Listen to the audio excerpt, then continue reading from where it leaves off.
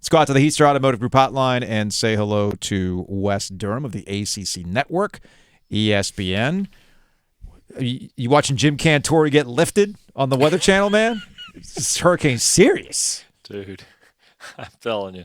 The guy's unbelievable. That's why I've always said, how bad's the weather? Well, is Jim Cantore in your neighborhood? Because if he's there, you're in real trouble. You got two issues if you're living in a town that has two things going on, right? These are the two issues. One, Jim Cantore showed up. Absolutely. And your local Waffle House isn't open. If those two things are happening, you need to get the hell out. That'd be a fact. Things have, not to play amateur meteorologist here, but things have shifted as they tend to do when hurricane coverage, 2 weeks out is being discussed. And at first, there's a little bit of a freak out with NC State and Clemson and how this thing is going to impact it. But as we get closer to the game and we have a better idea of what Ian is doing as it's impacted Florida, this seems like a Saturday that's just going to be a slog. And both teams have played in games like this. NC State was in this in 2016. And never forget game control in the rain between Notre Dame and Clemson several years ago in the college football playoff. As they discussed. Yes. Jeff Long, thank you. Because only Notre Dame. Only Notre Dame. It only rained on Notre Dame that day. Not Clemson that day. No. And the other thing is, too, Jeff Long, who gave us a lot of things like Bobby Petrino at Arkansas and, game control. Game control. Body clocks. Did he give us body clocks, too? Yep. Yeah, the body clock. He did that wasn't that Cal going east to play Maryland or something to open the year? And he used the body clock thing on Cal.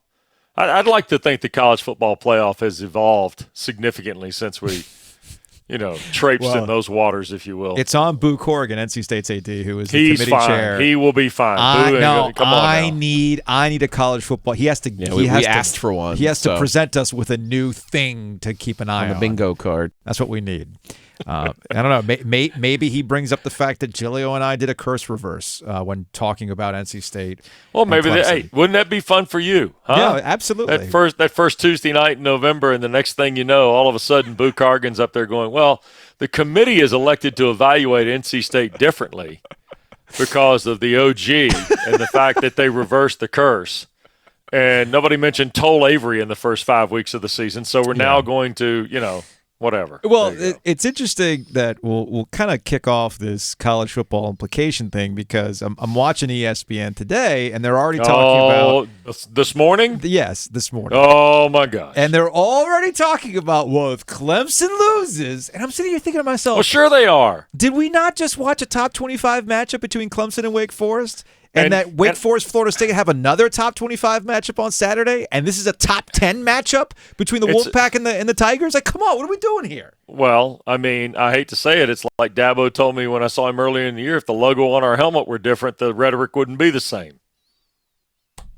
It's just the simple fact. I mean, Mike Greenberg, bless his heart. I mean, hey, Mark Packer's available to be on that show, Greeny. I mean, Mark doesn't do anything else in the mornings. You could have Mark on there. Pack could come on there, Greeny, talk about the ACC. I'm not sure the people that go on Greeny's show know how to put them in divisions, Gilio. Wes, do you want me to tag Greenberg on the Twitter video I'm going to put out for this? Yeah, whatever. Okay, I'll take it as a yes. Wes Durham, ACC Network, joining us here on the OG. All right. Was Heather on there at least? Heather was on there. Heather was on there today. Okay. Yeah. Well, that's helpful. Yeah. Hey, the other guy's got an agenda at last report. Yes, he does. Okay, yes, he does. Just checking. Speaking of agendas, are we Clemson haters? I haven't been impressed by the Tigers. Well, I think there's a lot to wonder about. I mean, Roddy and I spent some time talking about it Saturday in Pittsburgh in and around the game. I think the back end is a concern, Joe, in all honesty. I mean, Fred Davis is hurt. They've had some injuries back there. I mean, Nate Wiggins is a developing piece. Toriano Price was playing a lot the other day, right? I mean, so they've got some young guys that Wes Goodwin's having to plug in there. I think the front seven's rock solid now. But I will add, I am a little concerned about the back end. That may not be a factor on Saturday because of the conditions, but I'm a little concerned. Now, I will say this, for all the concern you may now have a little bit about who they are on defense, I would offer you offensively, I think they may be starting to find their groove a little bit. Yeah. And the big Cinco is playing some ball now. The Big Cinco is making plays with the football, and Shipley's become that guy that we thought he could be. And it's going to be really interesting to watch and see how this goes, because I think that part of the game plays to NC State's strength a little bit. Mm-hmm. I think Clemson's offense and their run game. Now, remember, I'll still go back to the lack of those guys on the perimeter, but I think those guys, that front and the run game against NC State's front seven is worth your price on Saturday, I think. There are injuries on Clemson's defense, and there are questions about who's in the secondary there. Sure. But are we not, or are Clemson people not devaluing Brent Venables here, or not understanding how much that guy really contributed to Clemson football? Because I remember an Orange Bowl where West Virginia put up 70 points. Then the siren was sounded. Venables was hired. And I'm not saying he snapped his fingers and fixed the damn thing, but pretty close. Right. And now we got, God bless him. The guy we got in there now, Godwin? Yeah. Goodwin. Yeah, Wes Goodwin. Yeah, I think here's where we are with it. I think we all have to understand there's a two-sided deal here. One, they are pivoting a little bit in their dominance, if you will. I shouldn't use the word dominance. The fact that they've been the best team in the ACC for what, 6, 7, 8 years, roughly? 8, let's be honest. Yeah, they've been as good as anybody in the country, certainly as good as anybody in this league, during that time frame.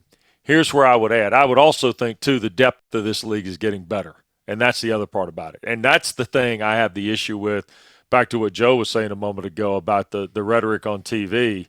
I have an issue with the fact that nobody seems to want to recognize that other people are getting better. Yeah. And Dave Clawson just kind of gets, well, that's a little old Wake Forest. No, Wake Forest's pretty good. Mm-hmm. They got some issues too. There's nobody, maybe sans Georgia and Ohio State, that doesn't have some issue of some sort. Even Alabama might have some minimal ones, but they've got issues. And I think that's a real – look, we watched Oklahoma get wired up by a team that lost to – Kansas State lost to who early in the year? And they wired up – I think it was. They wired up Oklahoma the other night. So I'm of the belief that the ACC is getting a little better.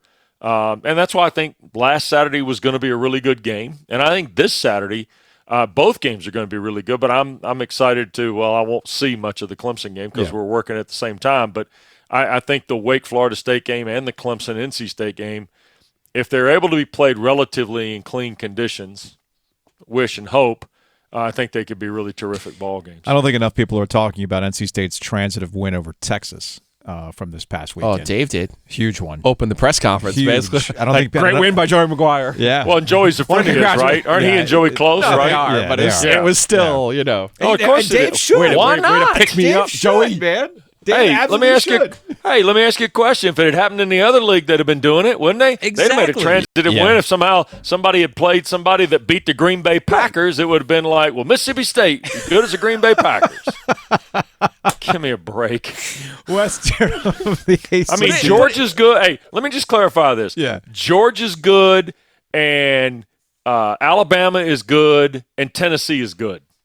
Kentucky is also in that neighborhood too. Okay? After that, I'm not sure. Wes is How's coming, that? Wes is coming for the SEC's neck today. I'm not.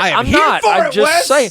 Look, no, I know what you're we've saying. lived it in basketball, guys. I know. We've lived it in basketball where Duke and Gilio, you know what I mean, where Duke and Carolina have been good and other people got in the top 15, top 20 in college basketball, and everybody got the ACC hate because of how good the league was regarding basketball. And that's fine. But understand this, it didn't mean we disrespected somebody else nationally, right? No.